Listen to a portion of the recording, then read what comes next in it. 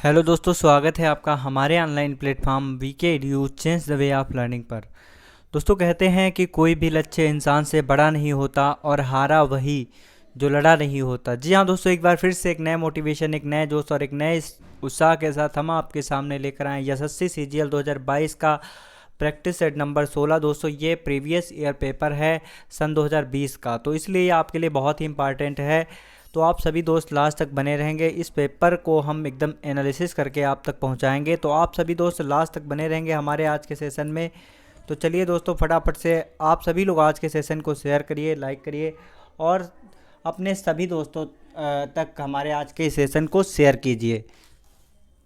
दोस्तों, कहते हैं कि रख हौसला वो मंजर भी आएगा, रख हौसला वो मंजर भी आएगा, प्यासे के पास चलकर समंदर भी आएगा, थक कर ना बैठ तू है मंजिल के मुसाफिर, मंजिल भी मिलेगी और मिलने का मज़ा भी आएगा। जी हाँ दोस्तों, चलिए आज के सेशन की ओर आगे बढ़ते हैं। फटाफट से आप सभी लोग लाइक, शेयर और सब्सक्राइब करते रहिए। आज का जो पहला प्रश्न है उसे ध्यान से देखेंगे। निम्नलिखित में से पौधे के किस हिस्से में विभेदित काय नहीं होता है? ब्रायोफाइटा, टेरिडोफाइटा, थैलोफाइटा या फिर अनावृत बीजी।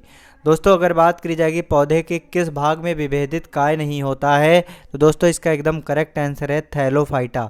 ऑप्शन सी आपका एकदम करेक्ट आंसर है। सभी दोस्त ध्यान देंगे, ऑप्शन सी आपका एकदम करेक्ट आंसर है। थैलोफाइटा भाग में विभेदित काय नहीं होता है, क्योंकि थैलोफाइटा में दोस्तों भ्रूण नहीं बनता है और साथ ही साथ में इसमें देखो दोस्तों, इसमें भ्रूण नहीं बनता है, भ्रूण दोस्तों इसमें नहीं बनता है। और साथ ही साथ अगर दोस्तों बात करी जाएगी तो इसमें संवहन मंडल अनुपस्थित होता है, इसमें संवहन मंडल अनुपस्थित होता है, संवहन मंडल अनुपस्थित होता है। लेकिन दोस्तों अगर बात करी जाएगी ब्रायोफाइटा की, टेरिडोफाइटा की, अनावृत बीजी की, तो दोस्तों इन सब में पौधे के किसी ना किसी भाग में विभेदित काय होता है। तो चलिए दोस्तों अगले प्रश्न की ओर आगे बढ़ते हैं। जितने सारे दोस्त आज के सेशन से जुड़े हुए हैं एक बार लाइक करेंगे और साथ ही साथ में शेयर करेंगे। अगला जो प्रश्न है, इनमें से कौन सा टिन का प्रतीक है? कमेंट सेक्शन में छाप देंगे। टिन का कौन सा प्रतीक है? TI, SN, SI या फिर TA। दोस्तों टिन का प्रतीक कौन सा है? तो इसका एकदम करेक्ट आंसर है SN। ऑप्शन बी आपका एकदम करेक्ट आंसर है। SN दोस्तों किसका प्रतीक है? टिन का प्रतीक है, टिन का प्रतीक है। और टिन दोस्तों आवर्त सारणी में चतुर्थ मुख्य समूह की एक धातु है। सभी दोस्त ध्यान रखेंगे।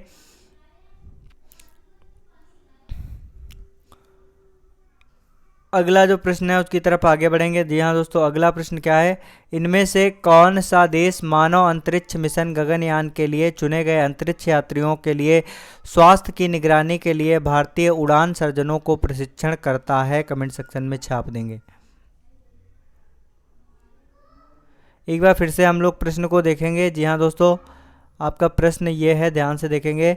इनमें से कौन सा देश मानव अंतरिक्ष मिशन गगनयान के लिए चुने गए अंतरिक्ष यात्रियों के लिए स्वास्थ्य की निगरानी के लिए भारतीय उड़ान सर्जनों को प्रशिक्षित करता है? ऑप्शन ए है फ्रांस, चीन, रूस या फिर संयुक्त राज्य अमेरिका। सही आंसर क्या होगा कमेंट सेक्शन में छाप देंगे। तो दोस्तों अगर बात करी जाएगी इसरो के द्वारा मानव अंतरिक्ष केंद्र में जो है रूस सरकार के स्वामित्व में दोस्तों किया गया था। रूस सरकार को स्वामित्व वाली ने भारतीय अंतरिक्ष यात्रियों के प्रशिक्षण हेतु अनुबंध पर हस्ताक्षर किए थे दोस्तों। तो इसमें आपका सही आंसर क्या हो जाएगा? तो रूस इसका एकदम करेक्ट आंसर हो जाएगा। ऑप्शन सी आपका एकदम करेक्ट आंसर है। चलिए अगले प्रश्न की ओर आगे बढ़ेंगे। अगला प्रश्न है, वायुमंडलीय ओजोन का अधिकांश भाग वायुमंडल की किस परत में पाया जाता है? कमेंट सेक्शन में छाप देंगे। वायुमंडलीय ओजोन का अधिकतर भाग जो है वायुमंडल की किस परत में पाया जाता है? तो वायुमंडलीय ओजोन का अधिकांश भाग किस मंडल में पाया जाता है? तो तापमंडल, क्षोभ मंडल, समताप मंडल या फिर मध्य मंडल। तो दोस्तों ओजोन का अधिकांश भाग जो है वायुमंडल के क्षोभ मंडल में पाया जाता है। किस में पाया जाता है? क्षोभ मंडल में पाया जाता है या फिर समताप मंडल में? तो दोस्तों यह समताप मंडल में पाया जाता है, समताप मंडल में पाया जाता है। और इसकी ऊंचाई पृथ्वी के तल से 15 किलोमीटर से 35 किलोमीटर के बीच में होती है। समताप मंडल में दोस्तों ओजोन मंडल पाया जाता है, जहाँ पर ओजोन की एक परत पाई जाती है, लेयर पाई जाती है। दोस्तों बात अगर करी जाएगी ओजोन की, तो इसका सूत्र होता है O3। क्या होता है? O3 होता है। और यह गैसों का सर्वाधिक सांद्रण करता है। और साथ ही साथ में ओजोन परत क्या करता है? सूर्य से निकलने वाली हानिकारक पराबैंगनी किरणों को अवशोषित कर लेता है, जिसके कारण जो है पृथ्वी जगत की सुरक्षा होती है। साथ ही साथ में जो हानिकारक पराबैंगनी किरणें हैं वो सीधे पृथ्वी तक नहीं पहुंच पाती हैं।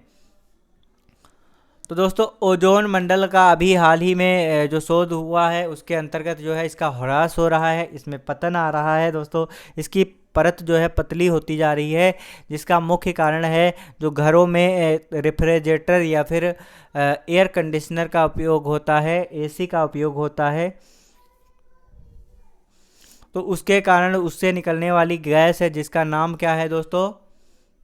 CFC, chlorofluorocarbon. तो दोस्तों ओजोन परत के ह्रास के लिए सर्वाधिक उत्तरदायी गैस कौन सी है? क्लोरोफ्लोरोकार्बन, जो कि इसके पतन का या फिर इसके क्षय का मुख्य कारण है।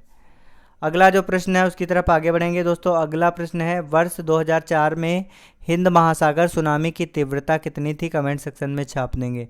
तो दोस्तों वर्ष 2004 में हिंद महासागर से आए हुए सुनामी की तीव्रता कितनी थी? 8.6, 7.4, 9.1 या फिर 8.9? तो दोस्तों वर्ष 2004 में जो हिंद महासागर से सुनामी आई थी इसकी तीव्रता लगभग 9.01 थी। और जब दोस्तों भूकंप और ज्वालामुखी से महासागरीय तल पर अचानक क्या होता है? अचानक हलचल पैदा होती है। और दोस्तों सुनामी की बात करी जाएगी दोस्तों, तो सुनामी कहाँ कहाँ पर आती है? दोस्तों सुनामी अभी तक जो है भारत, श्रीलंका और मलेशिया, इंडोनेशिया, फिलीपींस, इन देशों में दोस्तों हिंद महासागर के द्वारा सुनामी आई है। अगला जो प्रश्न है उसकी तरफ आगे बढ़ेंगे। भारत में GDP में अर्थव्यवस्था के किस क्षेत्र में सबसे अधिक हिस्सेदारी है? भारत में GDP में अर्थव्यवस्था के किस क्षेत्र की हिस्सेदारी सबसे अधिक है? कमेंट सेक्शन में छाप देंगे। किस क्षेत्र की हिस्सेदारी सबसे अधिक है? विनिर्माण, औद्योगिक कृषि, औद्योगिक या फिर कृषि या फिर सेवा? तो दोस्तों अगर बात करी जाएगी भारत में GDP में अर्थव्यवस्था के किस क्षेत्र की हिस्सेदारी सबसे अधिक है, तो GDP में अर्थव्यवस्था के किस क्षेत्र की हिस्सेदारी सबसे अधिक है? तो दोस्तों इसका एकदम करेक्ट आंसर है सेवा। ऑप्शन डी आपका एकदम करेक्ट आंसर है। सभी दोस्त ध्यान रखेंगे, भारत के सकल घरेलू उत्पाद जिसे कहते हैं GDP, क्या कहते हैं? GDP कहते हैं। GDP में अर्थशास्त्र में सेवा क्षेत्र की हिस्सेदारी सबसे अधिक है। और सेवा क्षेत्र का इसमें योगदान कितना है दोस्तों? तो सेवा क्षेत्र का योगदान 55.3% है। कितना है? 55.3% है। चलिए दोस्तों अगले प्रश्न की ओर आगे बढ़ेंगे। अगला प्रश्न है, सामान्यतया F7 की का उपयोग माइक्रोसॉफ्ट वर्ड, आउटलुक आदि जैसे माइक्रोसॉफ्ट प्रोग्राम में किस लिए किया जाता है? सामान्यतया F7 की का उपयोग माइक्रोसॉफ्ट वर्ड, आउटलुक आदि जैसे माइक्रोसॉफ्ट प्रोग्राम में किस लिए किया जाता है? विभिन्न ऐप्स में कंटेंट खोजने के लिए, फाइल और फोल्डरों का नाम बदलने के लिए, या फिर हेल्प ओपन करने के लिए, या फिर स्पेलिंग और ग्रामर की जांच करने के लिए। तो दोस्तों F7 का उपयोग जो है किसके लिए किया जाता है? तो दोस्तों F7 का उपयोग जो है स्पेलिंग और ग्रामर की जांच करने के लिए किया जाता है। ऑप्शन डी आपका एकदम करेक्ट आंसर है। तो दोस्तों माइक्रोसॉफ्ट आउटलुक आदि जैसे जो फंक्शंस हैं तो उसमें जो है F7 की का यूज़ किस लिए किया जाता है? ग्रामर तथा प्रोनाउंसिएशन या फिर स्पेलिंग की जांच करने के लिए इसका उपयोग किया जाता है। सभी दोस्त ध्यान रखेंगे। और दोस्तों फंक्शन की कितनी होती हैं? F का मतलब होता है फंक्शन, ठीक है। तो फंक्शंस की कितनी होती है दोस्तों? तो फंक्शंस की टोटल कितनी होती हैं? तो अगर बात की जाएगी फंक्शन की कितनी होती है कंप्यूटर में, तो दोस्तों फंक्शन की 12 होती है और सबसे ऊपरी श्रृंखला में पाई जाती हैं। जो आपका कीबोर्ड होता है उसमें सबसे ऊपरी श्रृंखला में दोस्तों फंक्शंस की पाई जाती हैं। इनकी संख्या कितनी है? 12 हैं। सभी दोस्त ध्यान रखेंगे। दोस्तों अगला प्रश्न है, मिस यूनिवर्स 2021 के किस देश की मूल निवासी हैं? कमेंट सेक्शन में छाप देंगे। मिस यूनिवर्स 2021 दोस्तों मिस यूनिवर्स 2021 कौन बनी है? कमेंट सेक्शन में छाप देंगे। तो दोस्तों मिस यूनिवर्स की अगर बात करी जाएगी तो हरनाज सिंधु, जो कि चंडीगढ़ की रहने वाली है, भारत की बनी है। ऑप्शन सी आपका एकदम करेक्ट आंसर है, सभी दोस्त ध्यान रखेंगे। चलिए दोस्तों अगले प्रश्न की ओर आगे बढ़ेंगे। अगला प्रश्न क्या है, भारत के निर्मित प्रथम कच्चे तेल के पाइपलाइन का क्या नाम है? कमेंट सेक्शन में छाप देंगे। भारत में निर्मित प्रथम कच्चे तेल के पाइपलाइन का क्या नाम है? कांडला का भटिंडा पाइपलाइन, या फिर मुंबई हाट का मुंबई अंकलेश्वर कोयली पाइपलाइन, या फिर नहरकटिया का नौनमती बरौनी पाइपलाइन, या फिर हजीरा का विजयपुर जगदीशपुर गैस पाइपलाइन। तो इसका सही आंसर क्या होगा? कमेंट सेक्शन में छाप देंगे दोस्तों। तो अगर बात की जाएगी भारत निर्मित प्रथम कच्चे तेल के पाइपलाइन का नाम क्या है, तो दोस्तों इसका नाम है Naharkatiya Noonmati Barauni pipeline. Option C आपका एकदम करेक्ट आंसर है, ध्यान रखेंगे। भारत में निर्मित प्रथम कच्चे तेल की पाइपलाइन का क्या नाम है दोस्तों? तो इसका नाम है नहरकटिया नौनमती बरौनी पाइपलाइन। नहरकटिया नौनमती बरौनी पाइपलाइन इसका नाम है, सभी दोस्त ध्यान रखेंगे। यह नौनमती और बरौनी के बीच में चालू हुई है, सभी दोस्त ध्यान रखेंगे। नौनमती से बरौनी के बीच में चालू हुई है, नौनमती और बरौनी के बीच में चालू हुई है, सभी दोस्त ध्यान रखेंगे। चलिए अगले प्रश्न की ओर आगे बढ़ते हैं। जी हाँ दोस्तों, अगला प्रश्न है, किसने बीसीसीआई के 39वें अध्यक्ष के रूप में कार्यभार संभाला है? कमेंट सेक्शन में छाप देंगे। किसने बीसीसीआई के 39वें अध्यक्ष के रूप में कार्यभार संभाला है? शशांक मनोहर, सीके खन्ना, अनुराग ठाकुर, या फिर सौरभ गांगुली। दोस्तों अगर बात करी जाएगी बीसीसीआई, दोस्तों बीसीसीआई के 39वें अध्यक्ष के रूप में कार्यभार किसने संभाला? बीसीसीआई दोस्तों। तो बीसीसीआई के 39वें अध्यक्ष के रूप में जो है किसने कार्यभार संभाला? सौरभ गांगुली ने। ऑप्शन डी आपका एकदम करेक्ट आंसर है, सौरभ गांगुली ने अक्टूबर 2019 से जो है ये बीसीसीआई के 39वें अध्यक्ष बने हैं। और इन्हें जो है दादा प्रिंस ऑफ कोलकाता के नाम से जाना जाता है। किस नाम से जाना जाता है? दादा या फिर Prince of Kolkata. Prince of Kolkata के नाम से किसे जाना जाता है दोस्तों? तो दादा और प्रिंस ऑफ कोलकाता, दादा और प्रिंस ऑफ कोलकाता के नाम से किसे जाना जाता है? तो सौरभ गांगुली को जाना जाता है, सभी दोस्त ध्यान रखेंगे। दादा प्रिंस ऑफ कोलकाता के नाम से जाना जाता है। दोस्तों अगर बात करी जाएगी बीसीसीआई, तो दोस्तों बीसीसीआई की स्थापना कब हुई थी? तो दोस्तों बीसीसीआई की स्थापना 1928 में हुई थी दोस्तों, सभी दोस्त ध्यान रखेंगे, 1928 में हुई थी। इसका मुख्यालय कहाँ पर है दोस्तों? इसका मुख्यालय कहाँ पर बना था? मुंबई में दोस्तों, सभी दोस्त ध्यान रखेंगे।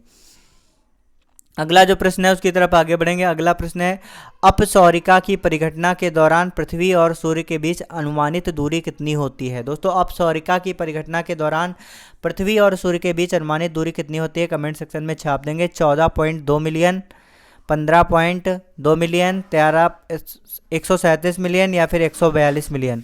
सही आंसर क्या होगा? कमेंट सेक्शन में छाप देंगे। दोस्तों अपसौरिका की अगर बात करी जाएगी दोस्तों, अपसौरिका या फिर अपसौर, तो दोस्तों अपसौरिका और अपसौर में क्या होता है दोस्तों? अपसौरिका की घटना कब होती है? यहाँ पर थोड़ा सा देखेंगे दोस्तों, सभी दोस्त ध्यान देंगे।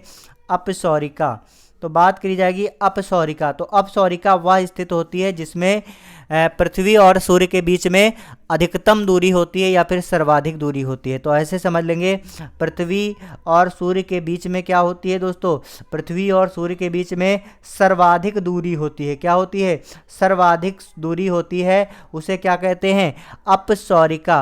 अपसौरिका या फिर अपसौर कहते हैं दोस्तों। तो इसके बीच में सर्वाधिक दूरी कितनी होती है? 15.2 मिलियन किलोमीटर। कितनी होती है? 15.2 मिलियन किलोमीटर दोस्तों इसकी दूरी होती है, सभी दोस्त ध्यान रखेंगे। ऑप्शन बी आपका एकदम करेक्ट आंसर है, सभी दोस्त ध्यान रखेंगे। 15.2 मिलियन, 15.2 मिलियन, 15.2 मिलियन किलोमीटर इसकी जो है दूरी होती है। तो जब यह घटना कब होती है अपसौरिका की दोस्तों? तो अपसौरिका की घटना जो है 4 जुलाई को होती है। कब होती है? 4 जुलाई को होती है, सभी दोस्त ध्यान रखेंगे। तो इसका एकदम करेक्ट आंसर है 15.2 मिलियन किलोमीटर। अगला जो प्रश्न है उसकी तरफ आगे बढ़ेंगे दोस्तों। अगला प्रश्न क्या है? चाणक्य उपन्यास किस भाषा में लिखा गया था? कमेंट सेक्शन में छाप देंगे। चाणक्य उपन्यास किस भाषा में लिखा गया था? चाणक्य उपन्यास की अगर बात करी जाएगी दोस्तों, सभी दोस्त ध्यान देंगे। चाणक्य उपन्यास, तो कमेंट सेक्शन में छाप देंगे चाणक्य उपन्यास किस भाषा में लिखा गया था, हिंदी, बंगाली, असमिया या फिर गुजराती। तो दोस्तों चाणक्य उपन्यास की अगर बात करी जाएगी तो चाणक्य उपन्यास किस भाषा में लिखा गया था, असमिया भाषा में। ऑप्शन सी आपका एकदम करेक्ट आंसर है। चाणक्य यहाँ पर उपन्यास की बात करी जा रही है, सभी दोस्त ध्यान रखेंगे। किस भाषा में लिखा गया था, असमिया भाषा में लिखा गया था। और इसे किसने लिखा था दोस्तों, तो इसके लेखक कौन है, तो जयश्री गोस्वामी। नाम क्या है, चाणक्य उपन्यास के लेखक कौन है, लेखक का नाम क्या है दोस्तों, तो चाणक्य उपन्यास के लेखक का नाम है जयश्री गोस्वामी महंत। जयश्री गोस्वामी महंत, जयश्री गोस्वामी महंत इसके क्या हैं दोस्तों, जयश्री गोस्वामी महंत इसके जो है लेखक का नाम है। चलिए अगले प्रश्न की ओर आगे बढ़ेंगे। अगला प्रश्न है, हैदराबाद शहर के संस्थापक कौन थे। हैदराबाद शहर के संस्थापक कौन थे, कमेंट सेक्शन में छाप देंगे। नासिर जंग, निजाम उल मुल्क, सलाबत जंग या फिर शेखावत जंग। तो दोस्तों हैदराबाद शहर के संस्थापक कौन थे, तो दोस्तों हैदराबाद शहर के संस्थापक का नाम था निजाम उल मुल्क। निजाम उल मुल्क जो है हैदराबाद शहर के संस्थापक थे, हैदराबाद शहर के संस्थापक थे, सभी दोस्त ध्यान रखेंगे। अगला जो प्रश्न है उसकी तरफ आगे बढ़ेंगे। अगला प्रश्न जो कि अति महत्वपूर्ण प्रश्न है, आप सभी दोस्त आज के सेशन को लाइक करेंगे, साथ ही साथ में शेयर करेंगे। बहुत ही इंपॉर्टेंट क्वेश्चन है, भूटान का राष्ट्रीय खेल है कौन सा है, कमेंट सेक्शन में छाप देंगे। तीरंदाजी, शूटिंग, ताइक्वांडो या फिर रेसलिंग। तो भूटान का राष्ट्रीय खेल कौन सा है, कमेंट सेक्शन में छाप देंगे। तो दोस्तों भूटान का राष्ट्रीय खेल है तीरंदाजी। ऑप्शन ए आपका एकदम करेक्ट आंसर है। भूटान का राष्ट्रीय खेल कौन सा है, तीरंदाजी, तीरंदाजी है। और प्राचीन परंपरा और संस्कृति के अनुसार भूटान के राष्ट्रीय खेल की मान्यता 1971 में तीरंदाजी को दी गई है। कब, 1971 में दोस्तों इसे राष्ट्रीय खेल का दर्जा दिया गया है, सभी दोस्त ध्यान रखेंगे। अगला जो प्रश्न है उसकी तरफ आगे बढ़ेंगे। अगला प्रश्न क्या है, भटियाली निम्नलिखित में से किस राज्य का लोक संगीत है, कमेंट सेक्शन में छाप देंगे। भटियाली निम्नलिखित में से किस राज्य का लोक संगीत है। तो दोस्तों भटियाली की अगर बात करी जाएगी तो भटियाली किस राज्य का लोक संगीत है, तो भटियाली दोस्तों तमिलनाडु का है या फिर पश्चिम बंगाल का है, कर्नाटक का है या फिर केरल का है। सही आंसर क्या है, कमेंट सेक्शन में छाप देंगे। तो भटियाली की अगर बात करी जाएगी लोक संगीत, तो दोस्तों भटियाली जो है पश्चिम बंगाल का लोक संगीत है। ऑप्शन बी आपका एकदम करेक्ट आंसर है, सभी दोस्त ध्यान रखेंगे। पश्चिम बंगाल का लोक संगीत है, सभी दोस्त ध्यान रखेंगे। और यह संगीत दोस्तों किसके द्वारा गाया जाता है, दोस्तों यह संगीत जो है नाविकों के द्वारा गाया जाता है, नाविकों के द्वारा गाया जाता है भटियाली संगीत। भटियाली संगीत नाविकों के द्वारा गाया जाता है। अगला जो है कंप्यूटिंग के क्षेत्र में ENICK का पूर्ण रूप क्या है, कमेंट सेक्शन में छाप देंगे। कंप्यूटर के क्षेत्र में ENIC का पूर्ण रूप क्या है, सभी दोस्त सही आंसर कमेंट सेक्शन में छाप देंगे। Electronic numerical integrated advance computer. Option B है electronic nervous integration and computer या फिर electronic numerical integrated and computer या फिर ऑप्शन डी है आपका electronic numerical integration and computer. तो दोस्तों ENICK का जो है IC दोस्तों यहाँ पर थोड़ा सा सही कर लेंगे, यहाँ पे है आपका ENIAC इनैक। दोस्तों इनैक की बात करी जा रही है, तो इसका फुल फॉर्म क्या है, पूर्ण रूप क्या है, कमेंट सेक्शन में छाप देंगे। तो दोस्तों कंप्यूटर के क्षेत्र में इनैक का पूर्ण रूप क्या है, electronic numerical integrator and computer. तो इसका एकदम करेक्ट आंसर है दोस्तों option C, electronic numerical integrator and computer.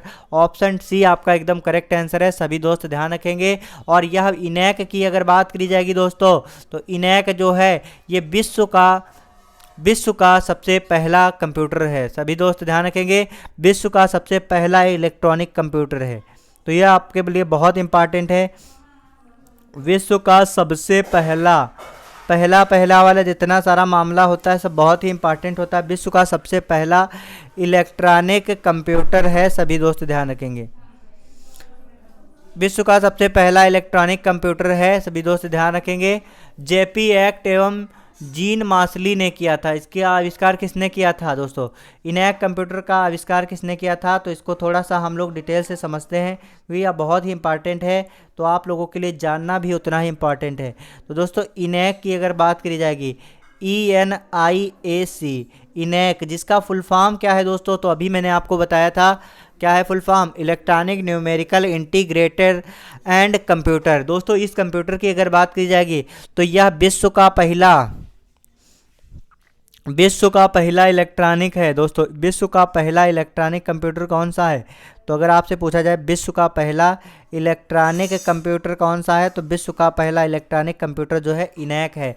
इसकी खोज किसने की दोस्तों? तो खोज की अगर बात करी जाएगी या फिर आविष्कार की बात करी जाएगी, आविष्कार यहाँ पे ज़्यादा सुटेबल रहेगा, तो आविष्कार ध्यान रखेंगे। आविष्कार किसने की? JP एक्ट तथा जीन मार्शली।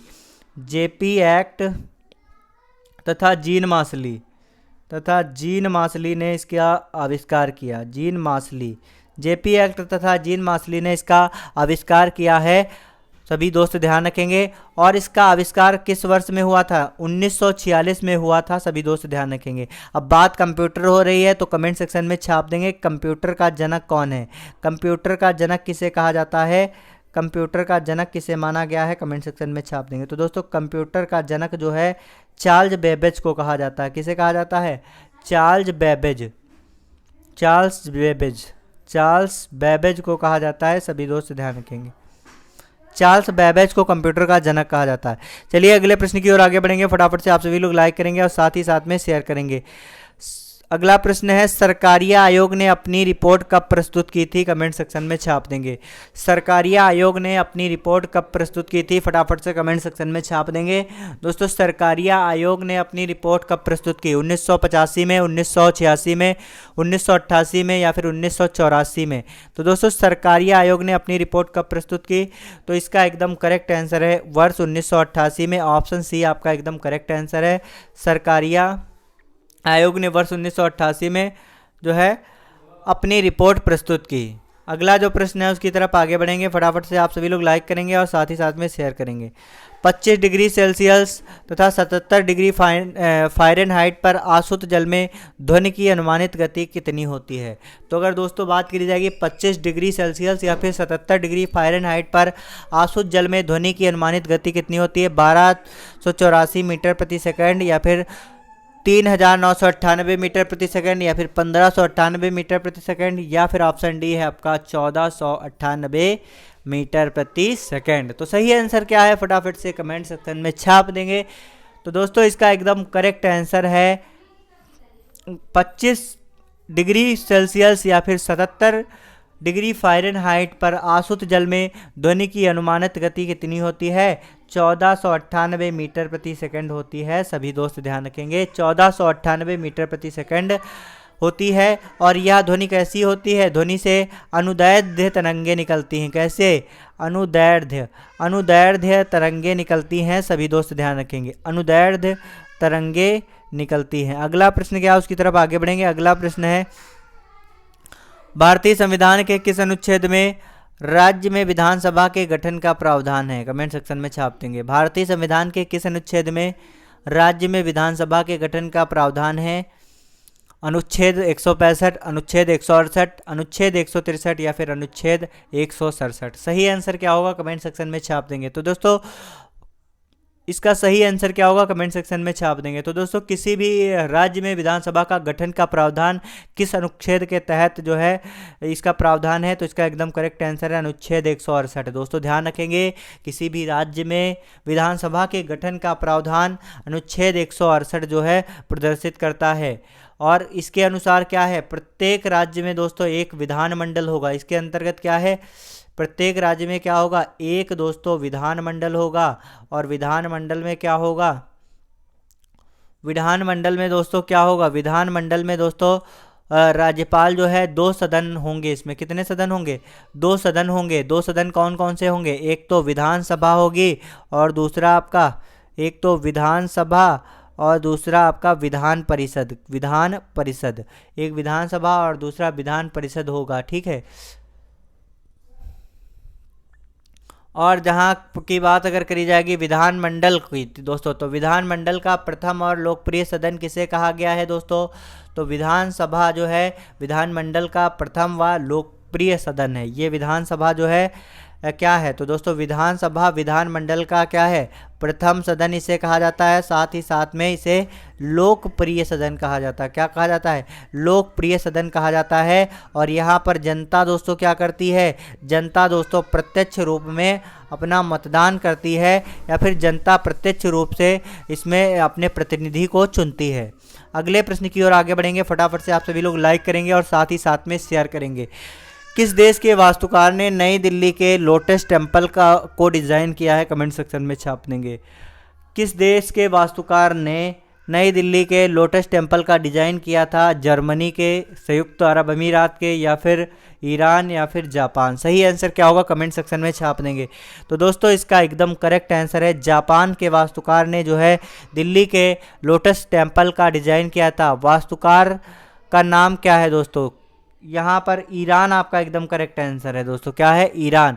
तो ईरान आपका एकदम करेक्ट आंसर है। और कौन थे? फर्जी बर्ज साहबा। नाम क्या था इनका? फर्जी बर्ज साहबा। फर्जी बर्ज साहबा दोस्तों इनका नाम था। सभी दोस्त ध्यान रखेंगे। अगला प्रश्न क्या, उसकी तरफ आगे बढ़ेंगे। भारत में कौन सा बैंक मुद्रा नोट छापता है? कमेंट सेक्शन में छाप देंगे दोस्तों। भारत में कौन सा बैंक मुद्रा नोट छापता है?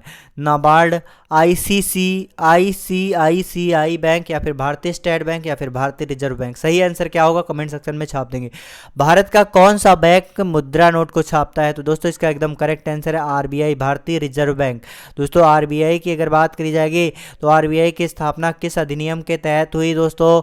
आरबीआई की स्थापना दोस्तों आरबीआई अधिनियम 1934 के तहत हुई। आरबीआई अधिनियम 1934 के तहत हुई। और इसकी स्थापना कब हुई दोस्तों? तो आरबीआई की स्थापना जो है कब हुई? तो दोस्तों आरबीआई की स्थापना 1 अप्रैल 1935 को हुई। 1 अप्रैल 1935 को हुई। पहले इसका मुख्यालय दोस्तों कोलकाता में था, लेकिन वर्तमान समय में इसका मुख्यालय कहाँ पर है दोस्तों? वर्तमान समय में इसका मुख्यालय मुंबई में है। कहाँ पर है? मुंबई में है। और वर्तमान समय में दोस्तों गवर्नर की बात करी जाएगी तो गवर्नर कौन है? कमेंट सेक्शन में छाप देंगे।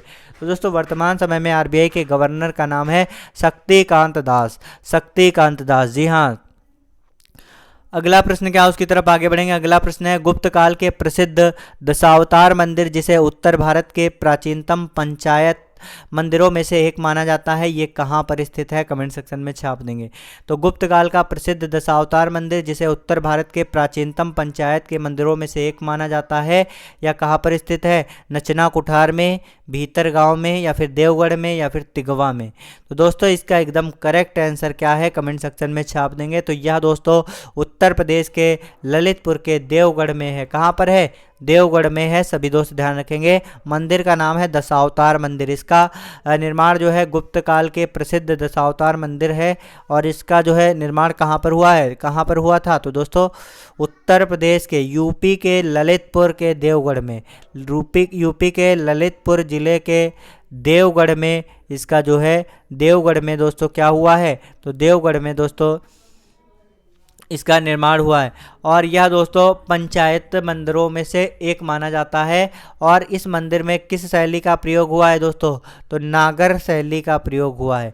नागर शैली का प्रयोग हुआ है। और नागर शैली किस क्षेत्र के मंदिर की शैली है? तो दोस्तों नागर शैली उत्तर भारत के मंदिरों की शैली को क्या कहते हैं? तो उत्तर भारत के मंदिरों की शैली को दोस्तों नागर शैली कहते हैं। और दक्षिण भारत के मंदिरों की शैली को क्या कहते हैं? तो दक्षिण भारत के मंदिरों की शैली को द्रविड़ शैली कहते हैं। सभी दोस्त ध्यान रखेंगे। अगला जो प्रश्न है उसकी तरफ आगे बढ़ेंगे। अगला प्रश्न है, किस राज्य ने बेस्ट माउंटेन हिल व्यू डेस्टिनेशन के लिए आउटलुक ट्रेवलर अवार्ड 2022 का रजत पुरस्कार जीता है? कमेंट सेक्शन में छाप देंगे। तो किस राज्य ने बेस्ट माउंटेन हिल व्यू डेस्टिनेशन के लिए आउटलुक ट्रेवलर अवार्ड 2022 का रजत पुरस्कार जीता है? तमिलनाडु, राजस्थान, केरल, या फिर हिमाचल प्रदेश? तो दोस्तों इसका सही आंसर है तमिलनाडु। ऑप्शन ए एकदम करेक्ट आंसर है। सभी दोस्त ध्यान रखेंगे। चलिए अगले प्रश्न की ओर आगे बढ़ेंगे। अगला प्रश्न है, हाल ही में अनंगताल झील को राष्ट्रीय महत्व का स्मारक घोषित कर दिया गया है। यह झील किस राज्य या फिर केंद्र शासित प्रदेश में स्थित है? तो दोस्तों हाल ही में अनंगताल झील को राष्ट्रीय महत्व का स्मारक घोषित कर दिया गया है। यह झील किस राज्य या फिर केंद्र शासित प्रदेश में स्थित है? तो इसका एकदम करेक्ट आंसर है जम्मू कश्मीर, दिल्ली या फिर लक्षद्वीप या फिर लद्दाख। सही आंसर क्या होगा कमेंट सेक्शन में छाप देंगे। लद्दाख, लक्षद्वीप, जम्मू कश्मीर या फिर दिल्ली। तो दोस्तों अनंगताल झील को राष्ट्रीय महत्व का स्मारक घोषित किया गया है। किस केंद्र शासित प्रदेश या फिर किस राज्य में स्थित है? तो दोस्तों यह किस में स्थित है कमेंट सेक्शन में छाप देंगे। दोस्तों इसका एकदम करेक्ट आंसर है दिल्ली। ऑप्शन डी आपका एकदम करेक्ट आंसर है, सभी दोस्त ध्यान रखेंगे। अगले प्रश्न की ओर आगे बढ़ेंगे। अगला प्रश्न है, पूर्व उपराष्ट्रपति एम वेंकैया नायडू ने हाल ही में किस पुस्तक का विमोचन किया है? कमेंट सेक्शन में छाप देंगे। पूर्व उपराष्ट्रपति एम वेंकैया नायडू ने हाल ही में किस पुस्तक का विमोचन किया है? कमेंट सेक्शन में छाप देंगे।